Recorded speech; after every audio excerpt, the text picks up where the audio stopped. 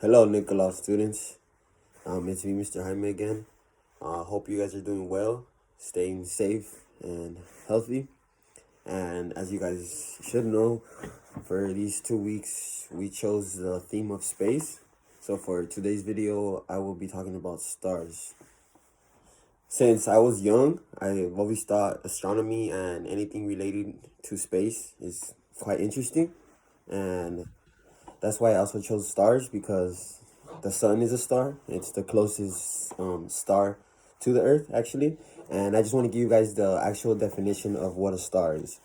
So the definition for a star is an astronomical object consisting of a luminous spheroid. And a spheroid is basically any shape that's quadric, or it's like four, but it's also circular.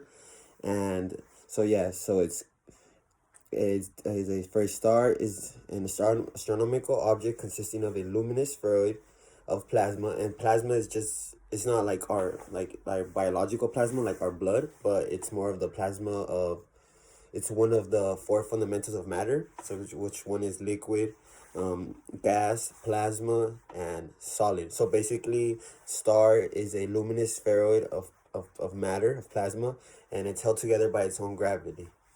Now, stars have been in our human history since the beginning of time. Every star actually has and constellation has its name from people of Greece. So that this is thousands and thousands of years ago.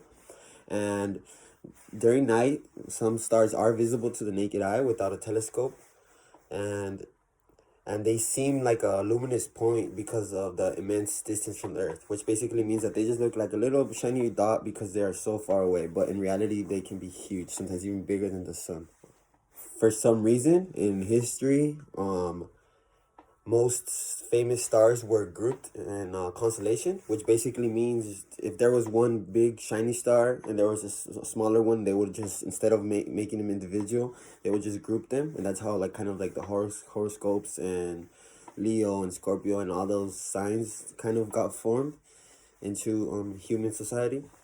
For that reason, most prominent stars, or stars that are clearly visible or more visible than others, they usually have its own name, and it's like a cool name, and they've been around. Most people know about them, and as I said, most people know about them. And it's really cool because astronomers have now, I mean, with our technology, even before advanced innovative technology, astronomers, they assembled a thing known as a star catalog, which basically it's all the stars that we know of, because I mean there can be many more that we don't, and they're all listed in one catalog. And they're, how should I say this, they're all identified or classified through a number, which it just makes it completely easier to find that certain star. Basically, what this star catalog does, it identifies the known stars, and it provides standardized stellar designations.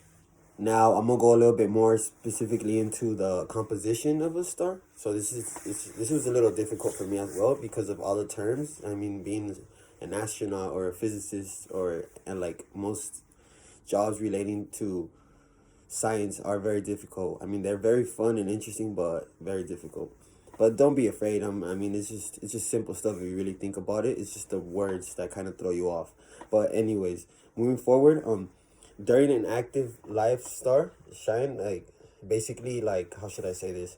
During the active life of a star, like basically when it's alive and it's shining, it's just due to the fusion of hydrogen into helium, which basically means hydrogen is turned into helium in the star's core, in the middle of the star, which then releases energy that it just traverses, which basically it just shines through the core or the middle of the star's interior, and it radiates into the outer space, and that's what gives it that shininess.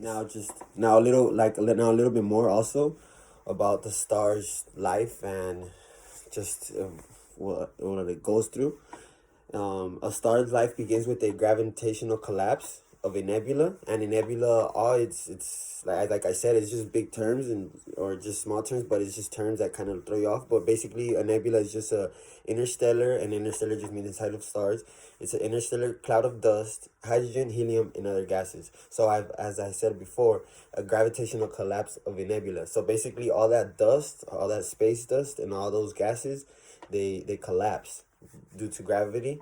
It doesn't hold them tight together anymore, and then slowly, hydrogen starts to separate and slowly become helium through the nuclear fusion, and that's how a star begins its life. Also, I just want to say this as well. A star's internal pressure prevents it from collapsing, which basically means that instead of having another gravitational collapse, just like a nebula, a star is just its pressure keeps it together. Now there are also things called binary and multi-star systems, and these multi-star systems consist of two or more stars that are gravitationally bound, which basically it means that they generally move around each other in the stable orbit, so they're just always orbiting the same, just like in our galaxy, which is the Milky Way. Now, when I was younger, I was told that there was like three types of stars, I believe, and I remember it was a yellow star, a white star, and a blue star. If or no, it was red. I'm not exactly sure, but now doing the research and getting the correct information, there are actually seven main types of stars, and they're in order of decreasing temperature. So the less temperature to the highest, and they're classified through letters, and the first letter is O, second is B, then A, F, G, K, and M. And these stars are classified by their spectra, and spectra basically means just the elements that they absorb. So stars are classified by their spectra and their temperature.